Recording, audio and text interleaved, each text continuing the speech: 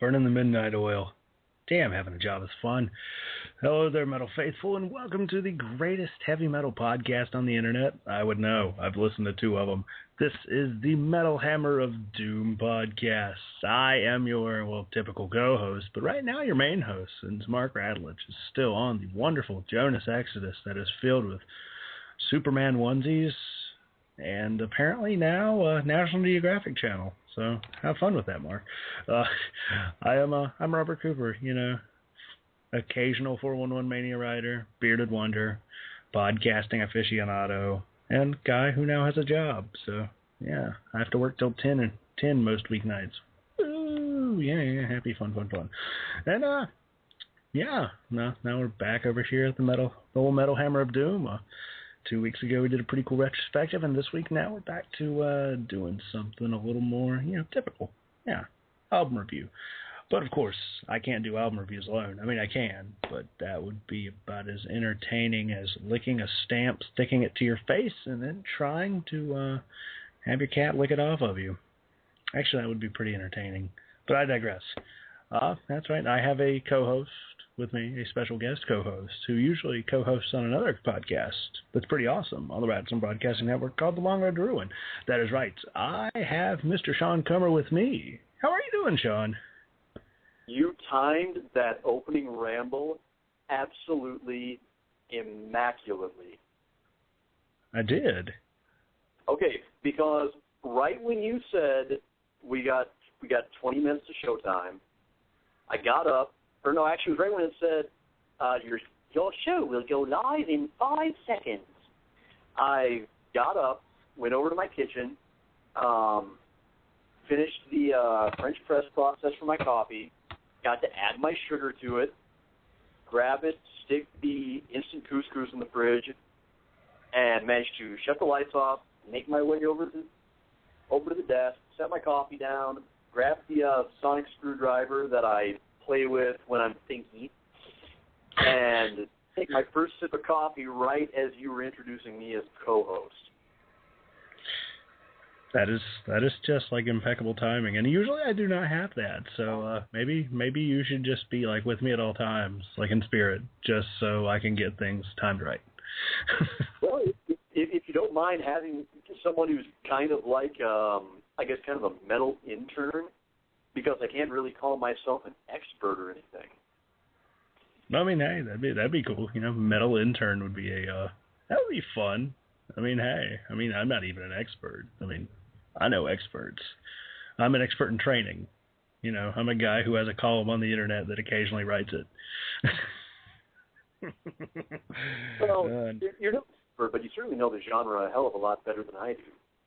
Well, that's true. It just comes with, a few years of obsessing and categorizing and talking. Oh, I love talking. But yeah, we actually have, I think I found a band that you like for today's album review. We're doing a retrospective of this album. And technically it is retrospective since we did listen to it earlier. Yeah, but I went ahead and chose Epica. Usually I would just do the whole Mark thing of, well, why did you choose this? But, actually I chose this. And I was like, hey, Sean, you want to do Epica?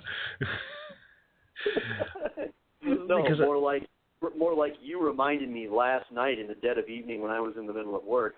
Oh, yeah, did you still want to do the Metal Hammer of Doom this week? Well, yeah. Well, I had asked you 2 weeks ago, and you're like, yeah, just remind me when it comes out. Okay. Last night, I'm like, oh, shit, I got a 5-page paper to write. Oh, shit, I got a podcast tomorrow night. Hey, Sean. And you're like, damn, you should have told me earlier. Okay. and yet here I am, suited up anyway and ready to go.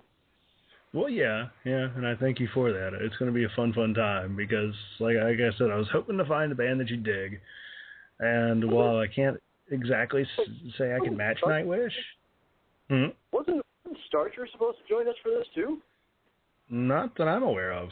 No. I thought maybe I just misjudged his Facebook tone. I thought maybe the way he was commenting last time, he was also hitting at the show. No, he was actually, I mean, he didn't really mention it to me. He didn't message me or anything. He messaged me on Spotify, and I was like, yeah, Epica, they're pretty great. Because I think he was asking to see if I needed help, and I was like, no, I got it. But yeah, I mean, hell, I'd love to get Jesse on here sometime. He's plenty of fun. Yes, the keeper of the protein bacon.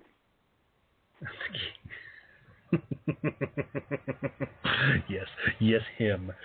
But yeah, Epica I kind of picked because their last album in 2012 fucking blew me away. And when I saw this was coming out, I'm like, ooh, I need a podcast about this. And I'm like, oh, Sean likes power metal because you like Nightwish. And while this is not quite Nightwish, I think they do a pretty good job of matching them at times. So yeah, I was like, oh, fuck it, Epica. They're awesome. And what do you know? This, not to spoil too much about this podcast, but this album is pretty awesome. I can dig it.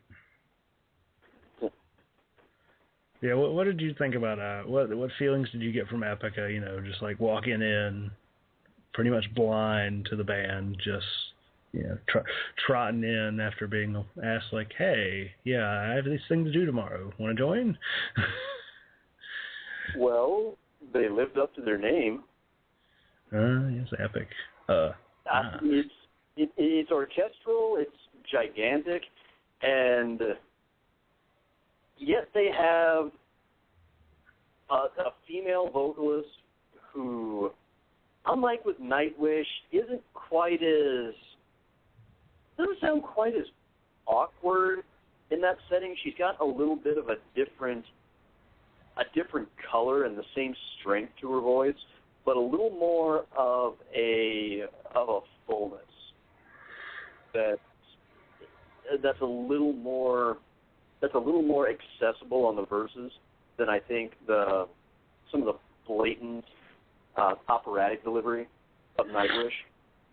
Yeah, it's definitely a lot more fitting because like Simone, the singer for Nightwish, she fits a lot better than like, I got used to Tarja and really came to enjoy her. But when I first listened to her, I'm like, this is kind of almost, I'm like, okay, yeah, I see what you could do there. All right, calm down. Like, yeah, that it was almost kind of ill-fitting, I guess, an approach. Okay. I think I finally figured out the more succinct way that I wanted to put this. Tarja sounds more like an opera singer that was kind of awkwardly thrust into a metal band. Yeah, that's actually what did happen to her. Gave it a college try, and actually, I'll be damned, ended up being pretty much a perfect fit. She ended up being the quintessential voice of Nightwish. Whereas better than the other one. Whereas on the other hand, and forgive me, I'm having to kind of defer to my notes a little bit to kind of look up who's who here.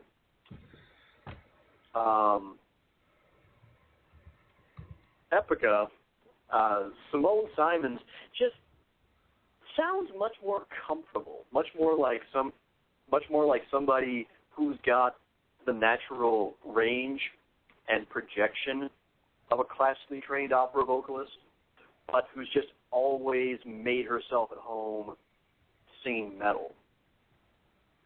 It sounds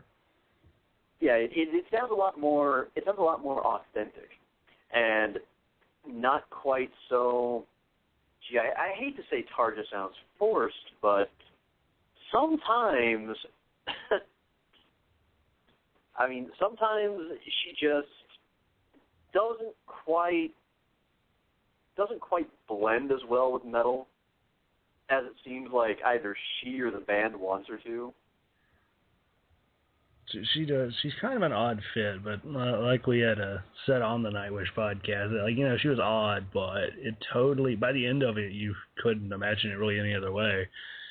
And we heard it some other way, and it wasn't as good. Actually, we heard what the alternative was, and we kind of went, I miss Tarja. Yeah, we just like, yeah, this is going long. Let's go ahead and skip it. These albums are kind of boring. Good. But yeah, Simone, she is a, pardon? And yet they both sound better than Amy Lee. Oh, poor Amy Lee. If only she weren't such a bitch. See, I've actually, like, the most awkward thing is if you have a crush on a girl and she makes a joke about M&S and you're like, yeah, they're not that great. They're like, oh, I love it. You're like, oh, yeah, they're not that bad. I do that a lot, actually. I declare something is shitty, and then I just start backing away from it slowly. Like, yeah, well, it's not that bad. Okay, well, it's okay. Oh, I mean, that happens. Sometimes you're just not exposed to something when you're in the right mindset to really be receptive to it. I've had it happen with bands, movies, TV shows all the time. Yeah. I've had times when one of my friends would try to introduce me to a TV show. Actually, good example. I, at one point, had two different people that I was very close to, both trying to introduce me to Bones. And the first time one of them got me to watch it, I just went, this is about 31 flavors of stupid. I don't want to watch this. Watch something else. And then, about a year, 2 years or so later, met somebody else who suggested it. I went, wow, Bones is kind of awesome. Yeah, I like that show. Yeah, I think. Well, it was good right up until Babies ruined the whole thing. Yeah, that was bad. And I got tired. Yeah. I'm like, Bones was not that socially retarded at the beginning. Back up. Right. But then what happened was the one friend earlier when I started saying it, you hated it when I asked you to watch it. Well, yeah, I was in a really bad mood when you asked me to watch it. That's the same reason. That's the same reason why I've never given True Blood another try, because I associate that with the fact that when someone wanted me to watch that, I was about ready to want to strangle my ex at the time. Yeah, that'll do it. Yeah. I was about ready to go. I would wrap you in plastic if I thought I could get away with it. That's great. Yeah. Usually I just like make very harsh statements off the cuff, and then I'm like, oh, I didn't mean it that bad. But I just start kind of wheeling the hose back into the onto the trolley. But yeah, Epica is pretty good. Simone Simons is a great singer, and they actually, as we will all hear on this album, they also have some harsh vocals, which I feel are a just absolute great like contrast. Because, you know, have that really operatic, angelic voice, you know, belting out, and then all of a sudden you just roll. And I'm like, ee. Like, I like that as long as they don't overdo it. Like, there's some parts, as we'll get through here, I'm like, okay, calm down with the break. Calm down with, like, the core drums. Dun-dun-dun-dun-dun-dun. Like, you know, I know it when I hear it. And it's very, like, a repetitious pattern. And I'm like, okay, calm down. We don't need this. You're a symphonic metal band. But yeah, speaking of symphonic metal bands, Jesus, we have went like 15 minutes of rambling. Oh well, it's not as bad as that time Mark and I went 20 minutes just talking about life. We'll do that. But yeah, let's go ahead and start with the first track, because it's just a short intro. I'll get your thoughts on it, my thoughts on it. It's gonna be all fun, fine, and dandy. So yeah. Let's see if I can pronounce this correctly. So here's the first track. Just go ahead and blast it out. This is called Originum. Fuck it. Yep. That's what I'll call it.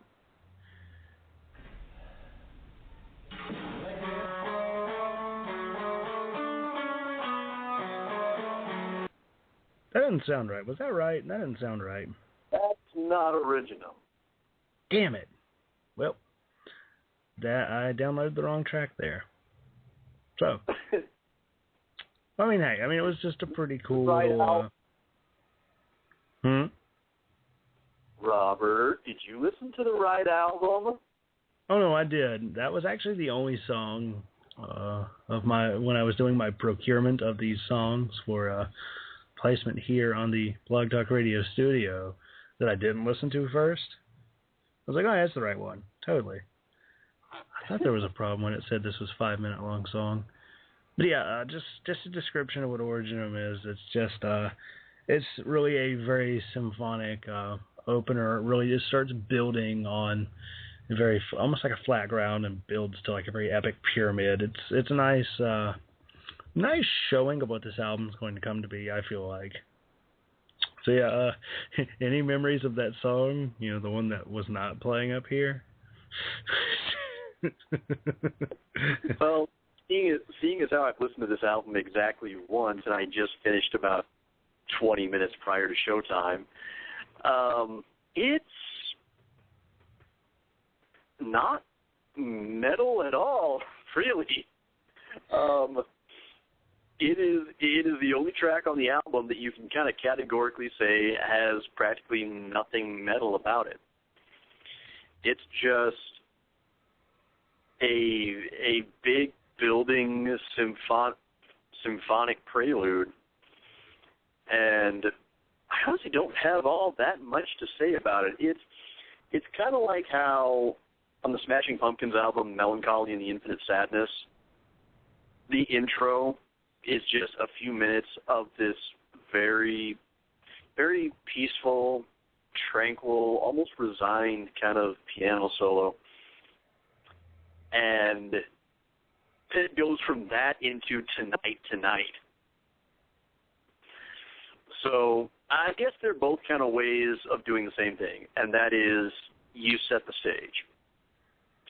And this definitely, if this were, I don't want to call this a concept album, because when I think of that, I think of music that's really trying to tell a bigger story. Something like, well, since this is a rock show, I'll go ahead and throw out there something like what Coheed and Cambria tends to do, where their music has this overarching narrative. But I don't know. In the lyrics, I couldn't really pick up on really one story going through the whole thing. But still, it's almost like something that would really launch a rock opera. Yeah, I couldn't find any real concept in it, and I was looking. I always look for concept. I love concept albums.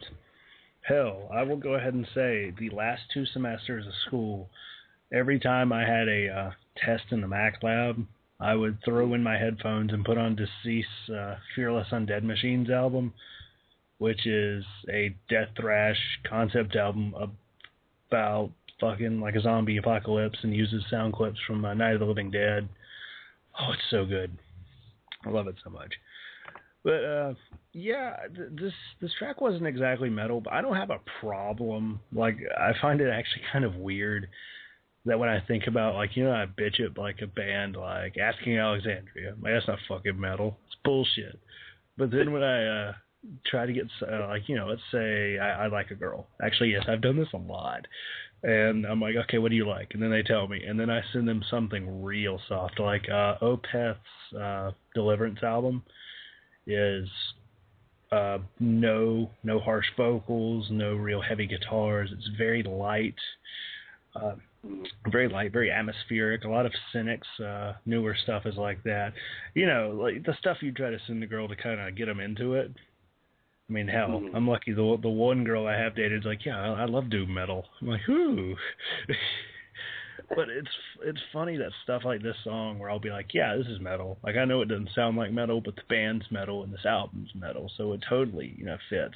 Like, I find it funny that I'll oftentimes defend that because I like it. When there's other bands like Asking Alexandria, I can fucking eat my ass. They're shit. That's right. I hate that band so much. Though it's funny.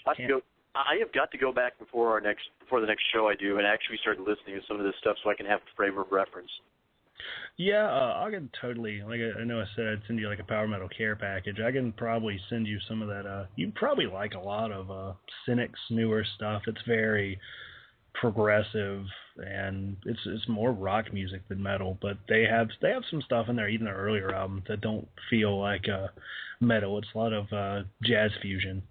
And Opeth, their last album was like a straight up psychedelic rock album to a certain extent. But there's... It's kind of like we talked about last time, is really, I guess you could call me more, for the most part, of a hard rock fan than a metal fan. I've got some metal that I really dig. Like I said last time, I love Maiden, love Black Sabbath, love Metallica. I will tolerate 80s hair metal for the sheer goofy dumb fuck factor. I can't do 80s hair metal unless it's good. Like Motley Crue, like go find Pantera's hair metal stuff. Yes, Pantera did hair metal. It's really good. But however, otherwise, I'm much more comfortable with hard rock or hard prog rock, like Tool, Perfect Circle, Deftones. Stuff that System of a Down. System of a Down would be another one. Yeah, I can dig that. I actually had to defend Rush as a metal band to a certain extent in my 2012 top metal list. They're like, Rush isn't metal. I'm like, dude, listen to Headlong Flight off of this album, and then come back and argue. Like, it was heavy as shit. Yeah, hell, though, I'm the type that can see the argument behind. I'm not saying they should have won the Grammy for it, obviously, but I can see how Jethro Tull is classified as metal. Honestly, I don't know enough Jethro Tull to really argue. All the stuff I do know, I'm like, no, they're not. But I don't know all their discography. I don't agree with it, but I guess I could kind of maybe sort of see whence that would come. Yeah, I could see it, yeah. You need to go listen to 90s Black Sabbath. I'll have to send you some of it. It is amazing. Yeah. I'll need to do. I'm always down for good music, especially since I feel like I need some more hard stuff in my collection. Yeah, you really do. Actually, I found a 90s Black Sabbath album at a local used bookstore for like $6. I'm like, this is worth $20. I'm buying this.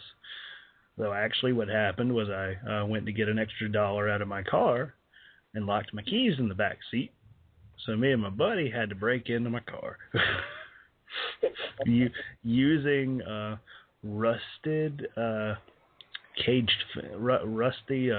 like wire fence and a garden and like a wooden stake, like straight up vampire killing wooden stake, to prop open my door, and used like the rusted tetanus inducing wire fence piece to unlock the door.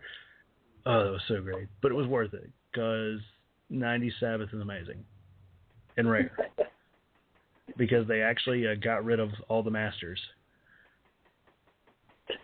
After that story, I feel like I should go outside and hug my car. Actually, it wasn't too bad. Like, there's a little bit of scratching in there, but you'll never want to notice. Like, it's up towards the top. It was funny, because I wasn't supposed to be there. And that's why I didn't call my mom. Anyway. Hey, guys, congratulate us. We've managed to get through one song of a 14-song album. Live, everyone.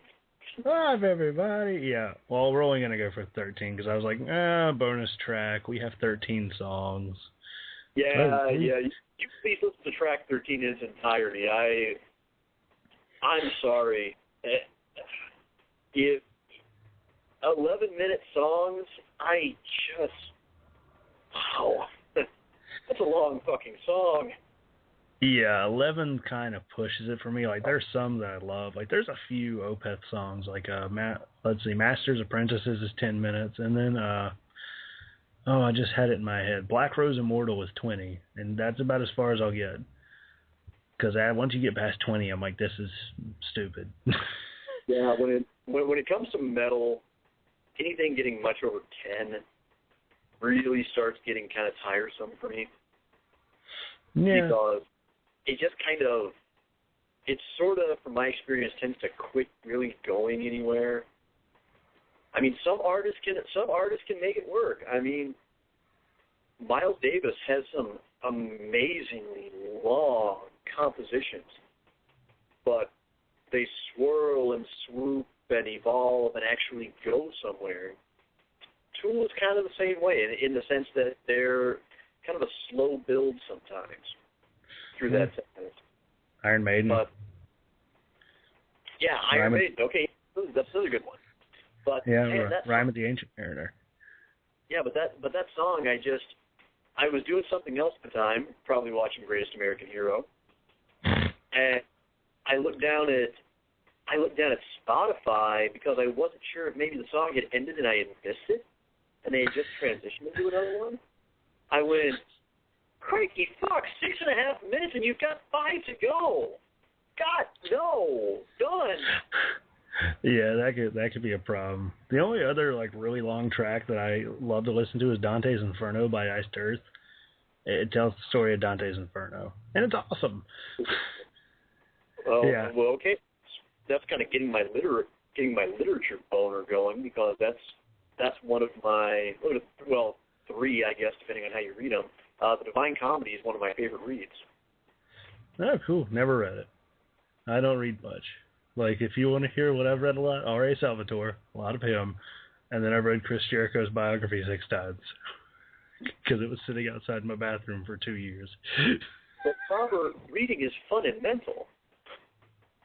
I'm in college. Reading is not fun.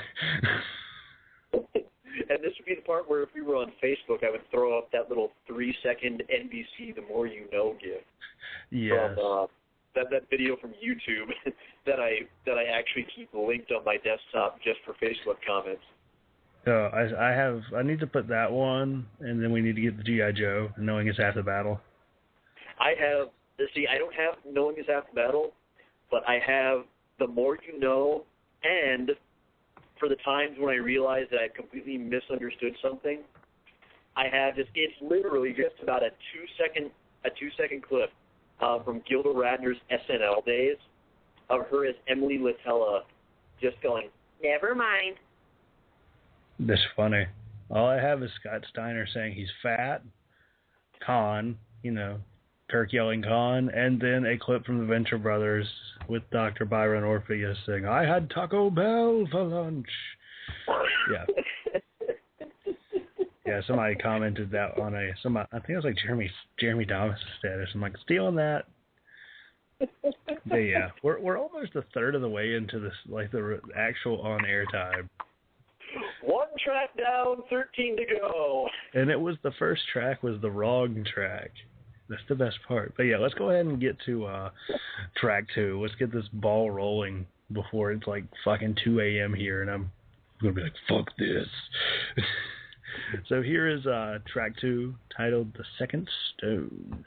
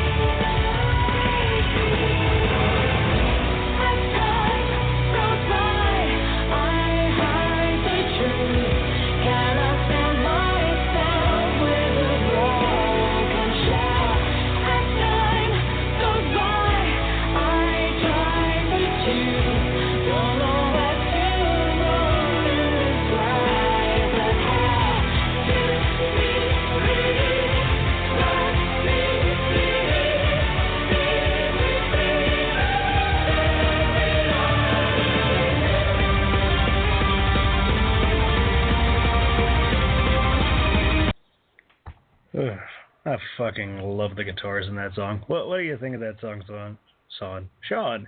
God damn. Talking. How does that work?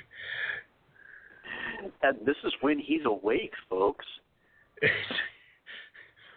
I've been making animal noises all night. Calm down. I love it. I love how the speed of it really complements what feels like the desperation of the lyrics, and how it feels like body and mind and soul are all just kind of disconnected. And like she realizes the urgency of the need to just kind of bring them all back together so that she's not just wandering around in this haze for whatever reason she's wandering around it. Yeah, I could definitely agree with that. I love the speed of the song. It really contrasts well with the the opener, that misnomered opener. That totally was not what I downloaded. I don't know what the fuck that song is. Knowing me, I probably just picked the wrong song from my files, and I was like, well, yeah, I'm gonna put that.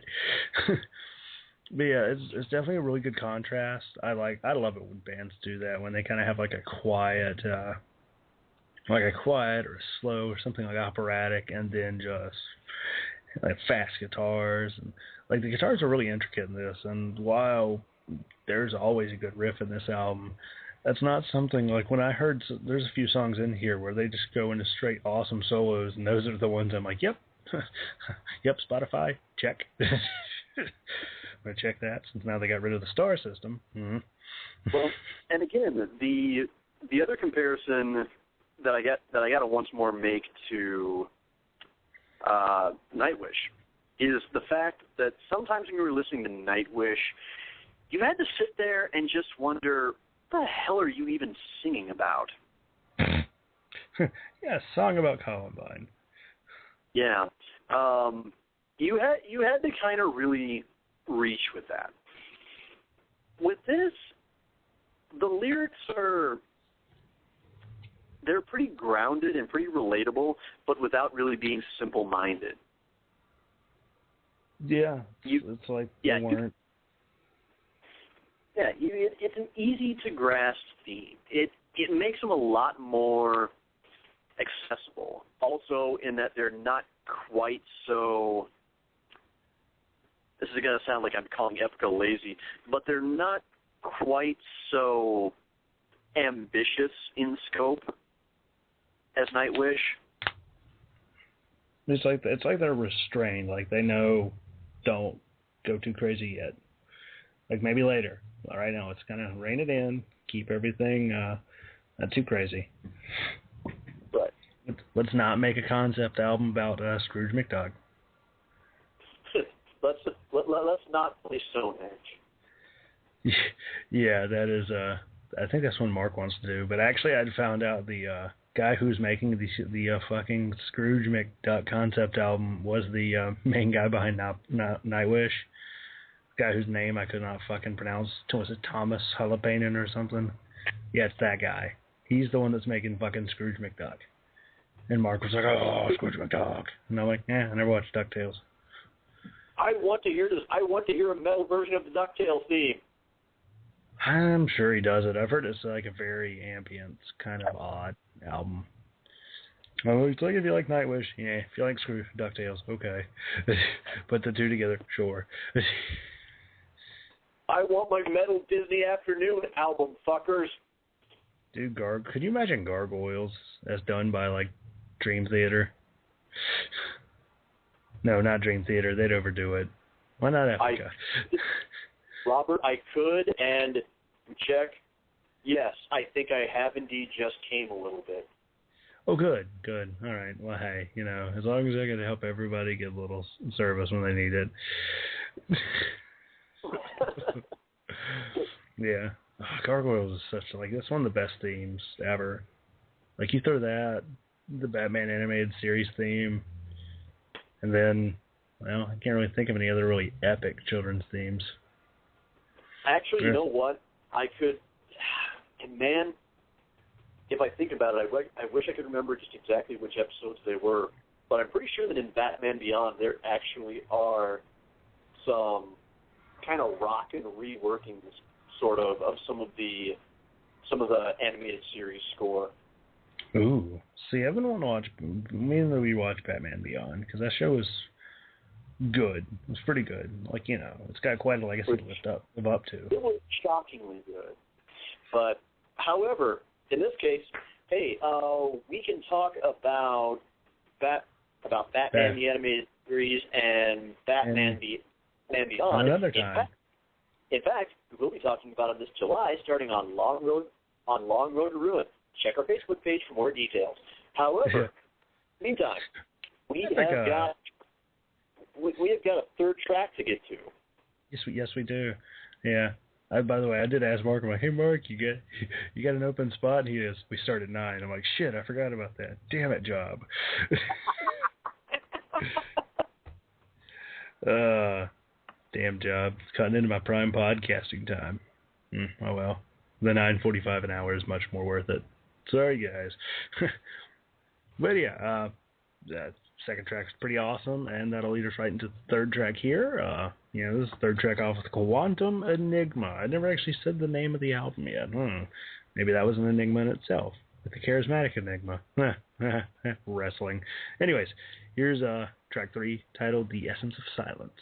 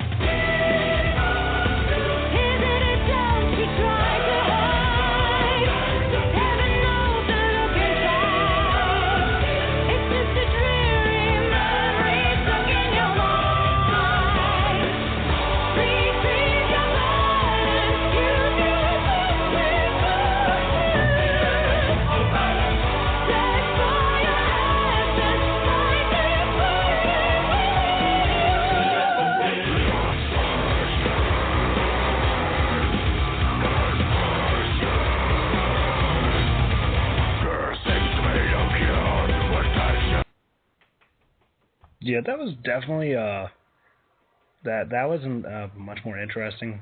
I don't want to say much more interesting track, but it was a much more different track, really. At least I think so. What do you think? It was different in that I like how the choral background really filled everything out. Not that with Simone's voice anything ever exactly needs it, but still it was a nice touch. However, unfortunately, this is one that I gotta call a little bit of a miss, because Mark's vocals, or not his vocals. The vocals are fine. I kind of like how the vocal trade-off makes it sound like a weird mashup of Nightwish with Killswitch Engage. Yeah, I can see it, especially that what I'll be bitching about here in a second. Yeah. However, the thing is, Mark's lyrics,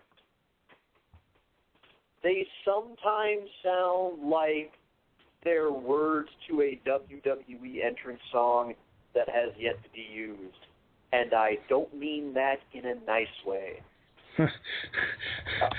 We're looking at the real deal now. Except I thought it was something about we're looking at the mildew now.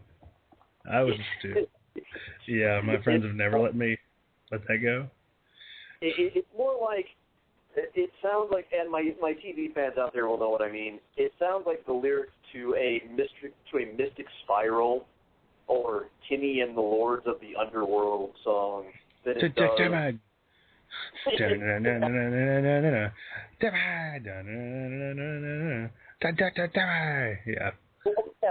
Yeah, but it's more like Timmy and the Lords of the Underworld before there was Timmy, when it was just Skylar writing crappy poetry about Stanzel's sister. Oh, God. Yeah, let's see here. Let me see. Yeah, something so strong, my mood has swung, I can't get it out of my head. I believe that my mind misleads me.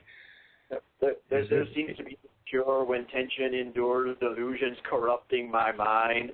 Okay, yeah, that's the one that sounds like a fucking Mystic Spiral lyric. So, Trent Lane, if these wacky Dutch aren't going to give you a co-writing credit on this song, I'm going to. Trent Lane. That's great. It's when the lyrics are good with Epica, they're really good. However, when they're bad, you just kind of have to shift your attention over to the instrumentals because they are sometimes really fucking bad. It's a little bit of cheese. Man, I like cheese. Yeah. Another one. When a persistent memory penetrates deep in your mind, allow the silence to destroy your thoughts in every kind. Okay, that's bordering on some Limp Bizkit shit right there. He did it all for the nookie, so you can take that cookie and stick it up your ass. Okay. I take it back. I apologize. Few things are Limp Bizkit bad. But I don't want to tempt Mark because I keep joking about us doing if we do a fucking Limp Bizkit retrospective, I'm out of here. But again, you get what I'm saying. Is you listen to the lyrics and it. Again, anyone out there who's ever watched WWE, in fact, the Jeff Hardy comparison wasn't really that far off. If you ever the Jeff Hardy's first TNA theme song, it is such mesmerizingly bad 7th grade poetry. Oh, I used to love that song because, like, when I first got to wrestling, after I got over the fact that I thought Carlito was cool. God, I was a dumbass as a kid. I was like, yeah, Jeff Hardy, he's the coolest thing ever. Thought he was the coolest thing ever. I still have his shirt. You know that one that's got, like, his, like, fucking face and body on it that glows in the dark? Yeah. I still... You actually have for those? Yeah, I have it, and it glows in the dark. And it's kind of fucking creepy looking. That shirt is like impenetrable virginity armor. Well, hey, maybe that would explain why I don't get many dates. I'm like, hey, ladies, oh, God, look. Very good. And that's the funny thing is there are actually some wrestlers out there whose merch is kind of cool enough that you would actually wear it someplace else without a second thought. Because it's actually kind of decent looking. Edge has some nice looking stuff. Depending on what you wear, some punk stuff is pretty nice. Jeff? Yeah, Jeffrey Hardy. Jeff should not be allowed to design his own merch. Actually, his TNA shirt was really cool because that logo that he had at the time, like, it was like a weird looking J with like a H that was towards the top of it. I thought it was a pretty cool logo. Okay. Yeah, I know what you mean. Yeah, that one wasn't too bad, and I will say this: that's better than that period when WWE had a line of affliction type shirts. Oh God! Like the kind that even Joe fucking Rogan makes fun of. It's pretty bad. But, yeah, so, I mean, I'm open to your thoughts, but I'm going to call this one kind of a dud for me. The only thing I didn't like was, I was talking about kind of the core drums, that breakdown kind of intro. that was in the verses, I hated that. Like, or at least at first I hated it. Like, I eventually got used to it. I'm like, okay, this is different. But I was like, this doesn't fit. Like, I was like, just like, I don't need my my kill switch engage, my trivium in the middle of I don't need my metalcore in the middle of my symphonic metal. You can throw it in once or twice, but there's a few songs where they throw that in there, and I'm like, I don't think it fits quite as well as they would hope it would. But I will give them that it does add another element for them to use. I'll give them that, because, you know, I always think it's cool when a band tries to have a few different things that they can do. Like Orphan Land is one of my favorite bands because they have like a mix of a little doom metal, some death metal, Middle Eastern folk metal. Like they've got everything. I will give them this, and this is something that I can consistently say throughout the entire album. The drumming, while not necessarily groundbreaking, but not groundbreaking in terms of technique, is just damn solid the entire way through it. It never drops out and leaves anything feeling completely empty. And when it goes hard, it goes hard. It is just perfectly in sync with everything they're trying to do. In fact, as I'll probably keep coming back to throughout some of the songs, really the only weakness I keep coming back to with a lot of them is that I would love to see, just so I can identify one from the other, which lyrics Simone wrote and which ones Mark wrote. Oh, it's on Wikipedia. Okay, I should really just kind of probably keep up with that, just so that I know kind of who's at fault, because I would hate to credit Mark with a bad lyric just because he sang it. No, it's Simone did track 2, 6, 8, 11, and 12. So yeah, this was all Mark. Hang on, I'm gonna grab a notepad here and actually have some fun with this and kind of jot this down. So, unfortunately, I happen to have a little steno book with a little split down the middle here, so this is perfect. So I'll write one column for Simone, one column for Mark. Okay, which ones did Simone do? She did the Second Stone. Okay. Unchain Utopia. Give me numbers. Give me track numbers. 2. Okay, 2. 6. 6. 8. 8. 11. 11. 12. 12. And then old Marky Mark did everything else but track 7, because it was an interlude. Okay, so Mark is responsible for this one. Yes.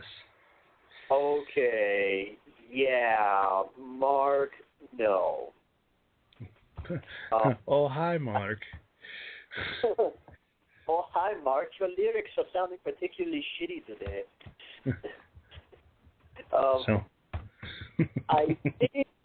I think maybe it's time to just concede that Simone is the lyrical brains of this band. I'm thinking so, because I'm looking at Victims of Contingency, and this is starting to bleed into angst. Oh God! I'm revisiting the lyrics right now myself. I gotta just play the song and play along with us at home, and just let us know if you agree or not. Because yikers! You will regret every life you've destroyed. Unless we're talking about Hitler, that's angsty. But speaking of not Hitler, but angsty, here's track number 4, Victims of Contingency.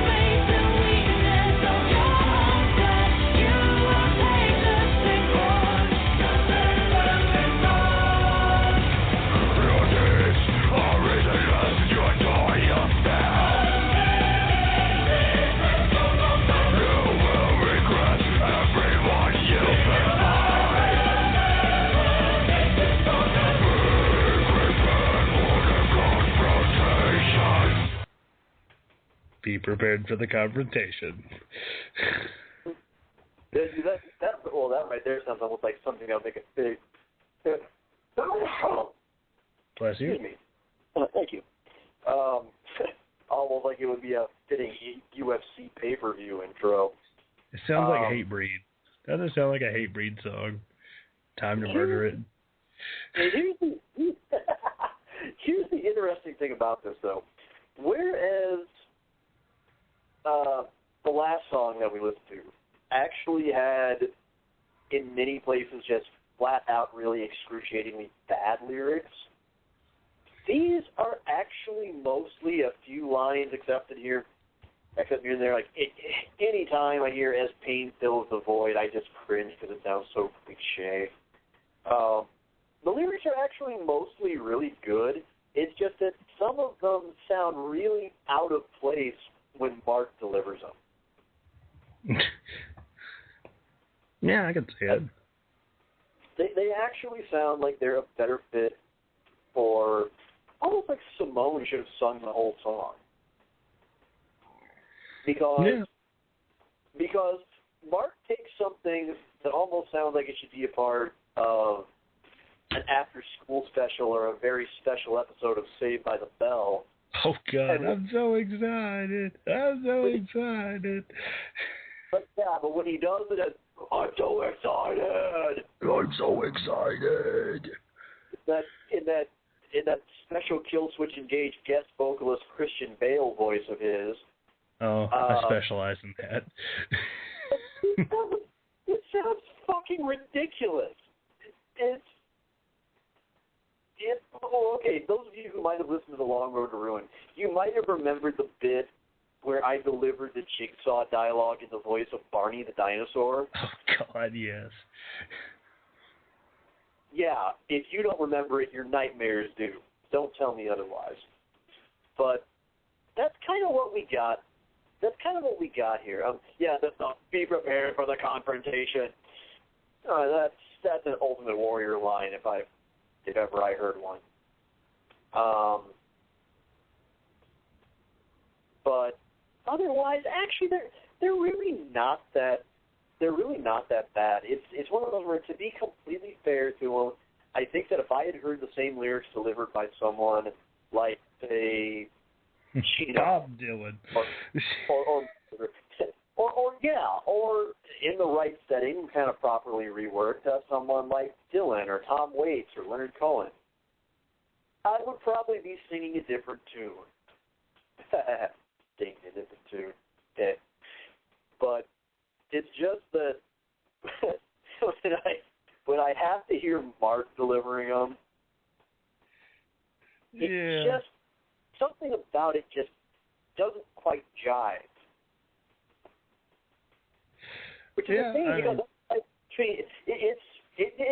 you're right.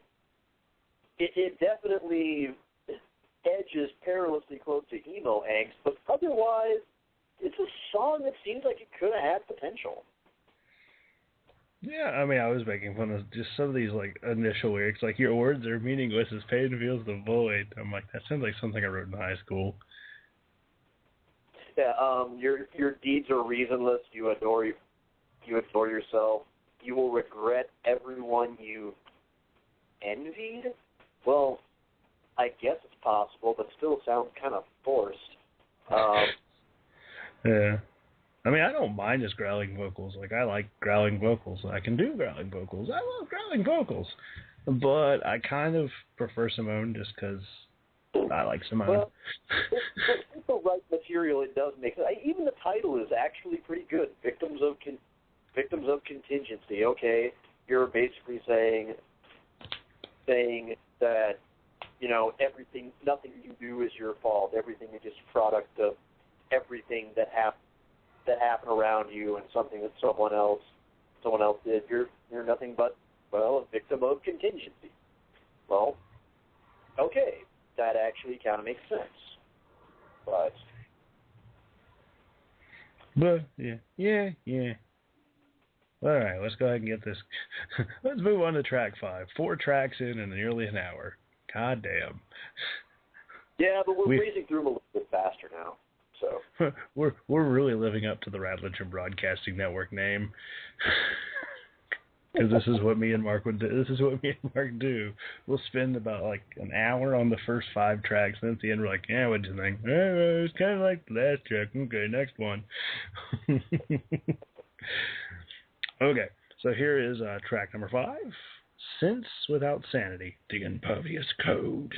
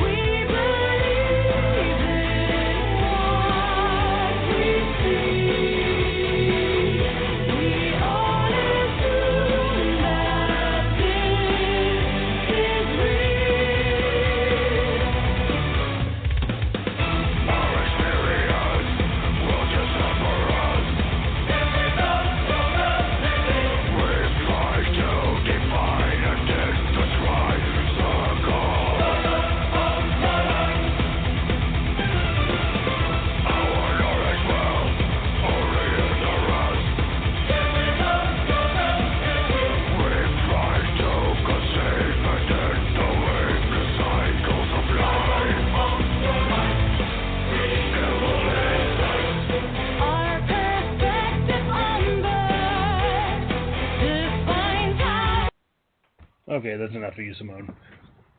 I really dig that song. What'd you think? What'd you think? You know what?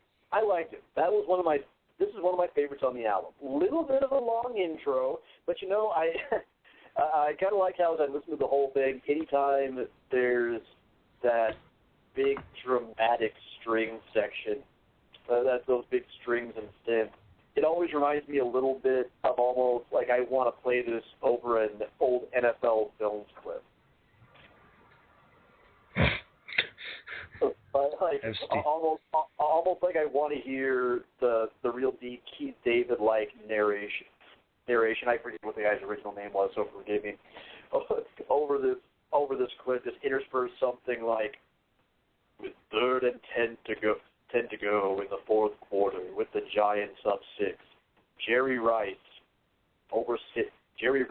earmarked his All-Pro season with a touchdown catch with only 3 seconds to go to put the 49ers up and clinch a 6-0 start to the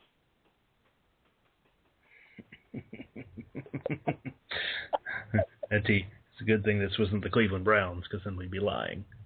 Hi, Jesse. Oh, Vince Young, you lasted 11 days on the Browns roster. To be fair, that is 11 days longer than my ass would last. But this is another Mark song. So I'm going to give him credit for this one. It's actually pretty good. The back and forth volleying between him and Simone that started with "Our experience will just hamper us" and "Sense without your sanity" and all that. And it sounds a lot more on point with this one. And again, it helps that you've got the perpetual gnashing of the guitars in the background and the rumbling of the drums, and everything is just they have a good sense of timing about them, and making everything very big, trying to add a lot of substance to it, but always making sure that everything is cohesive. I've heard other bands, other really big ensembles, like, this is one reason I can't get that into Slipknot, to be honest with you. Yeah. Because too goddamn much going on at one time in that band. Too many fucking people in it all at one time. Which is unfortunate because I actually think Corey Taylor's pretty talented. So the older I get, the bigger of a douchebag he seems. Yeah, bigger douchebag, but I've also got that kind of unique ability to, with a few exceptions, and yes, I'm acknowledging there are exceptions out there, so nobody that I know who knows me on Facebook, don't jump on me about, "Would you say this about Taylor Swift?" No, there are exceptions to where I can't separate an artist from the person. To where I just can't say, "Okay, you're a douche nozzle, but I love your music." So you'll get a pass on some things. There are exceptions to that. But for the Taylor most part, Swift. Yeah, Taylor she Swift is her one. music. Perpetual middle school. Kanye West is another one to where I dislike the person, but I got to admit, as a rapper and as a producer, he's unparalleled in his generation. But quite frankly, when it comes to someone like Corey, I got to admit, okay, yes, you're an absolute supreme asshole. You are indeed a horse's ass, and for the most part, I'm not exactly a fan of Slipknot. But you've also done some things that really haven't been that bad. So I can kind of at least appreciate your review. But anyway, yeah, getting way off topic here. No, some bands just have so many people and so much. Okay, out of genre, but Fish. Fish is another one. Too damn many people. And just after a while, it all just kind of meanders off after a while into music that, yes, you would indeed have to be fairly high to legitimately say you enjoy. But this, to my surprise, kind of keeps everything together pretty well. Even, I mean, I don't know, I kind of had a thought there, but I kind of lost it for a moment. I am doing a lot of this off the cuff, though, so bear with me. But, I don't know, Robert, what are your thoughts? Well, starting off with Slipknot, I don't mind them. Their fan base is annoying, but that's because they're young. Anyway. That's definitely true. They're a band that is ruined for me by other Slipknot bands. Yep, just like Avenged Sevenfold. Well, I don't like the band that much to start with, but yeah, they're fans. Can't stand them. If you're an Avenged Sevenfold fan, I apologize if I offend you, but I don't apologize. Anyways, this song, I actually like the way they mixed the harsh and the clean vocals this time. Yeah, I like that. We have Simone doing her thing, and then we have old Mark coming in there and doing the more chorusy part of it. I can dig it. I like it when a band can both sing and do harsh vocals, as long as they don't make it formulaic, which is a big problem I have with a lot of the metalcore bands. That actually got me in some trouble. That actually had got me into not really an argument, but a fellow writer on 411 called me a elitist. I don't know if he was kidding, but it pissed me off so much I had to rein back my response before I chewed him up and spit him out.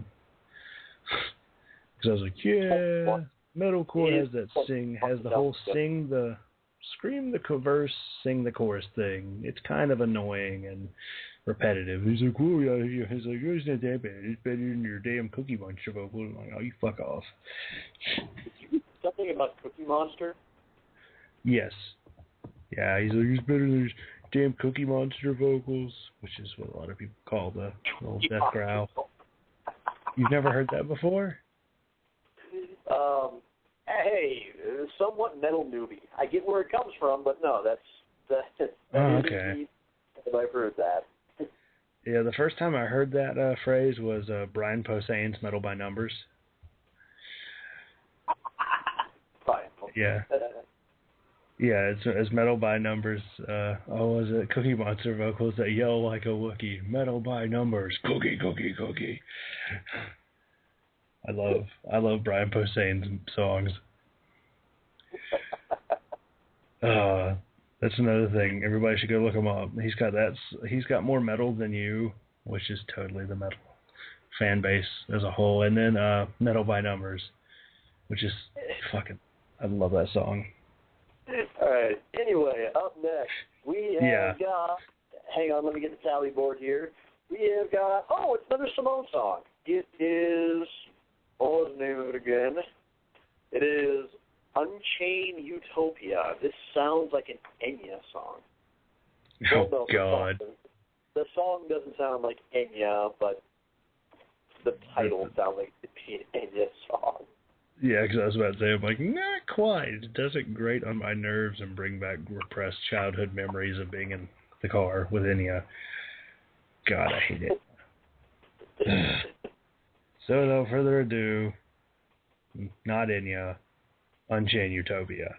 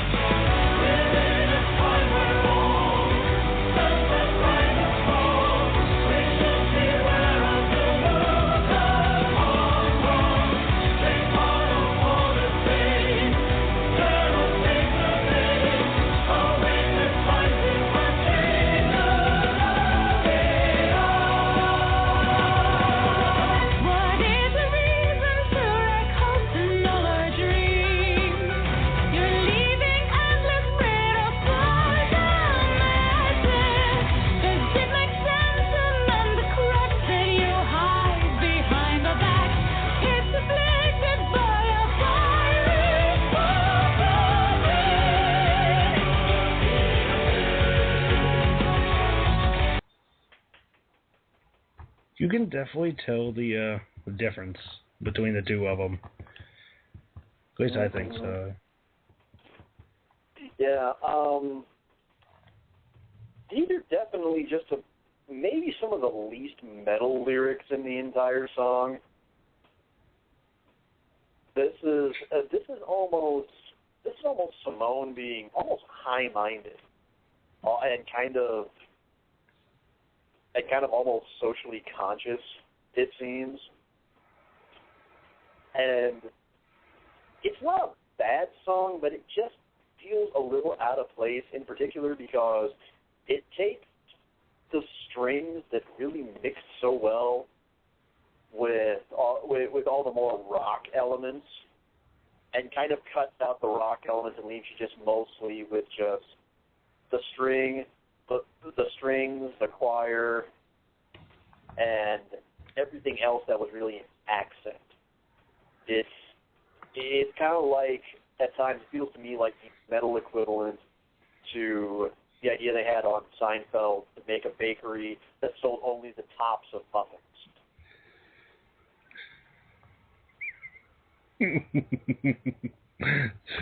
Sorry. I have a friend of mine that's been trolling the shit out of everybody on Facebook for the past, 2 weeks. You know the whole May the 4th be with you? Yeah, he's been doing it the entire month. Yeah, May the 14th be with you. I love my friends. Anyways, yeah, I actually really do love, those orchestral introductions that a lot of these songs have. Well, yes, occasionally they can get a little, okay, yeah, heard that. But, usually they manage to keep them entertaining, engaging. I can definitely dig all that. The lyrics, I would say high-minded. They're different. Because, a lot of Mark is, his seem more almost personal, or at least in a more of a personal manner to them. It's a lot of you, talking to somebody who's hurt you, whereas Unchain Utopia is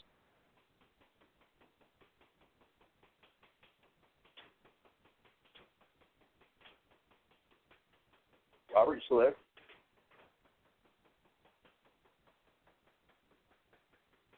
Hey, Robert? You still there, buddy? Okay, which of us dropped out there? Was that me or was that you?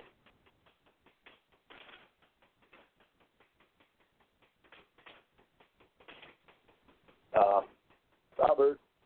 Hello?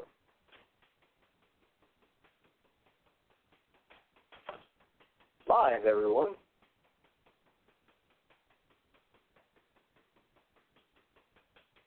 If anybody from Radulich and Broadcasting happens to be listening, please to be hitting me up on Facebook right now and letting me know whether you can hear me or whether you can hear nothing.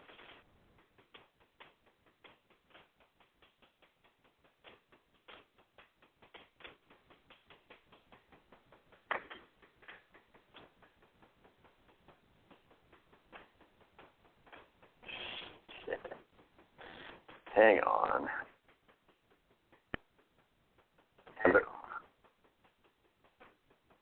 Okay, that is me you can hear.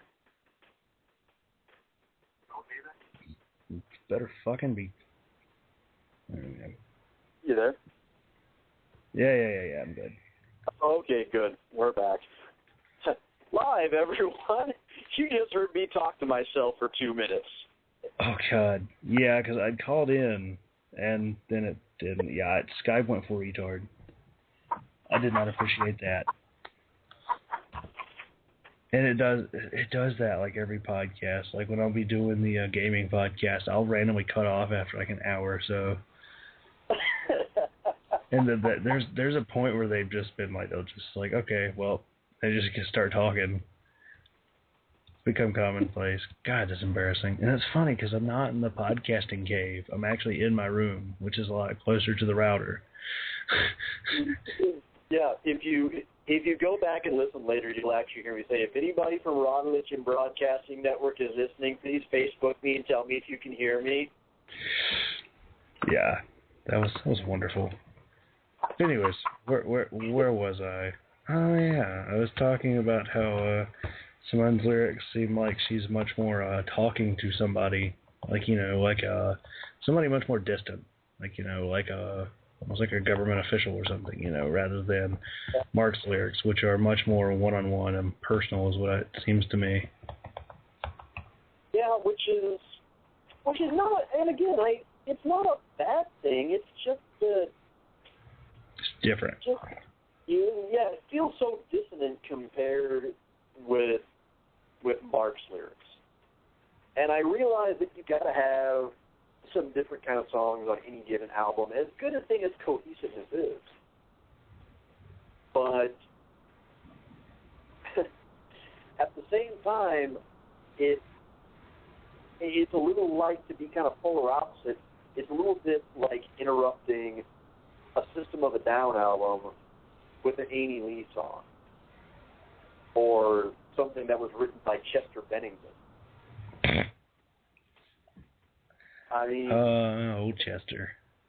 I mean, System of a Down are personal in that a lot of their anger comes from the political situations of their native lands, at which I believe oh God, I'm totally blanking on it, and I feel bad that I'm blanking on it now. On where I know they've got heritage that goes back to somewhere. I'm totally blanking on the name of an entire country. Fuck me. Lebanon. Lebanon. Thank you. Yes. There we go. Yeah, I mean they're from a political hotbed. So that really informs a lot of their social consciousness. They kind of see the gravity in a lot of things that many Americans in particular take for granted.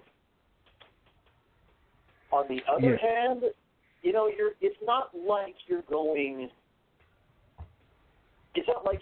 to hear a song that's wholly devoted to a bad breakup that Surge went through. Interesting as that would be. Or about whether Surge had a bad relationship with his parents, or his parents split up when he was very young, or something like that. So it's a good song. It just sounds kind of awkwardly placed on this album, almost like maybe Simone should just do a solo album of some of these bigger picture, more reflective songs. Yeah, I can see it. Yeah. Yeah, I don't know. Okay, at least they keep about even with their songs. Like one will do this much and another one will do. They're about half and half on lyrics. That's true. But next, we have actually got another Mark song. We have got The Fifth Guardian. Actually, we have a instrumental. Yeah, interlude, The Fifth Guardian. Yeah, well, when you were saying Mark song, actually, he didn't write the lyrics. There are no lyrics. Okay, you're right. I'm an asshole. Well, I mean, hey, at least your Skype works. yeah, my stupid little Motorola Droid Razr held up its reception.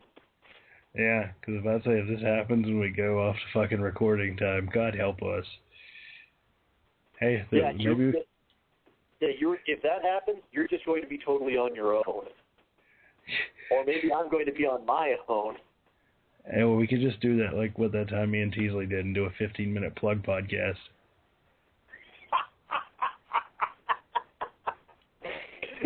All right. That got better ratings than our regular episode, too. Anyway, do we want to bother listening to this one, or do we just want to move on to the next song that actually...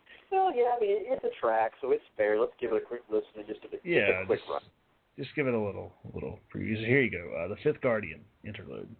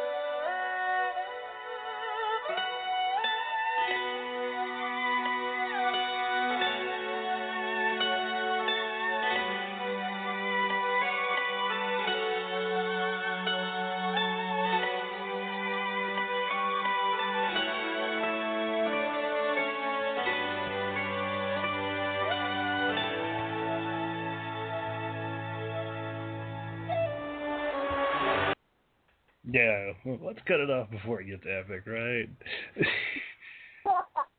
Doesn't that sound like it came out of Lord of the Rings? You know, it really does. And and it also reminds me of the main interspersed theme to Shrek, actually. What? Yeah, Lord of the Rings. I'm thinking Shrek. No, I'm not saying it doesn't remind me of something that Howard Shore would have probably composed for the Lord of the Rings soundtrack. But I'm just saying that that's what the vocal part in particular reminds me of. It reminds me of part of the score. God, there's a way to make that movie more epic.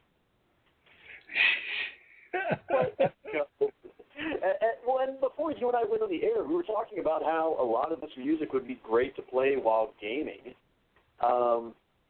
This is a song that, if I ever go back and play Assassin's Creed Revelation again, I am going to totally play this while I am just running around Constantinople. Do it. Hell, next time.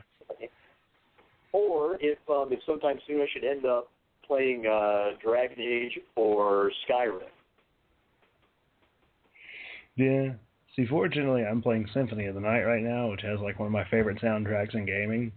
So there's not much of a loss. No, you just don't play anything else over a Castlevania soundtrack. You just don't. You really don't. No. Like, if you do, you should be smacked with a fish. No, that is one of the... That manages to combine the best of all the Castlevania soundtracks. It really does. Yeah, it's got a little greatest hits in there. It's got Bloody Tears. It's got Dracula's Castle. Oh. Actually, somebody else you might enjoy if you've never listened to him. You should go to YouTube and look up Family Jewels 7X.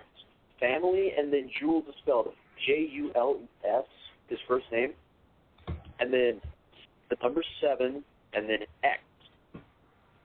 He does rock covers of video game soundtracks, and he's actually done a few from Castlevania. Oh, cool. Yeah, there's another guy that I like, E-Rock 33-1 or something. He does metal covers of like everything. Like, he did Castlevania. He's done Game of Thrones. He does some pop music every once in a while. It's really awesome. And then there's Smooth McGroove, who does acapella. That acapella version of the DuckTales Moon theme. He's a very talented man. Watch his videos. Give him your money through advertising revenue. He deserves it. Yes. Don't be a dick. Turn off ad block. Oh, I turn off ad block for all YouTube and Blip because I want those people to keep making content. Well, I will say this, and then those who know me personally probably can guess what my reasons are. I turn off ad block for a few certain producers, but for certain people of whom I'm not especially particularly fond, I will sometimes, occasionally forget to turn it off. But generally speaking, I'm saying that's right. I'm saying I'm wrong, and I should learn to avoid doing that. Quit being so petty. But hey, you screw with my friends. I bear a grudge. But no, generally speaking, of the people we just mentioned, especially, yes, go to YouTube, turn ad block on, like, subscribe, enjoy their videos, give them feedback, give them monies, so that they will keep making awesome rocking video game music. Or in Smooth McGrew's case, awesome a cappella video game music, just with a very rocking beard. And a cat.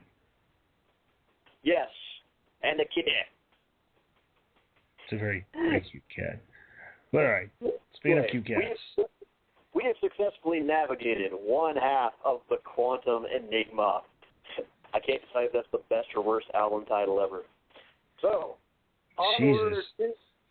onward to track 8, which is a Simone song, Chemical Insomnia. I don't know what chemical insomnia. Or as I like to call it, coffee. Oh, God. Cocaine. Cocaine accessories. Oh, where'd you go? Windows 8. Stop. Stop it, Windows 8. Fuck me. Jesus. All right. Track 8. Chemical insomnia. Cocaine. Don't tell me to fuck you.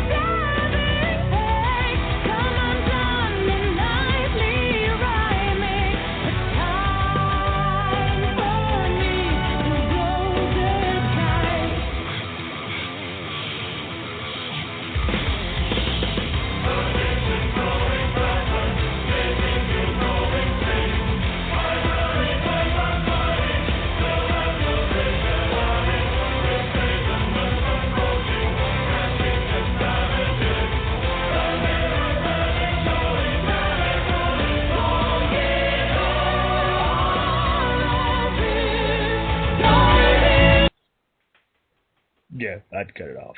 Because now we're officially recording and hoping and praying Skype isn't a dick. But yeah, what do you think of that song? What do you think? The sanctity is shifting gravity, Hulk Hogan. Addiction's growing faster, making you go insane toward WrestleMania. Ivory fangs, you're smiling, you'll have to break the habit. I suggest something like Nicorette gum to break the chemical addiction, and perhaps an e-cigarette to maintain your oral fixation.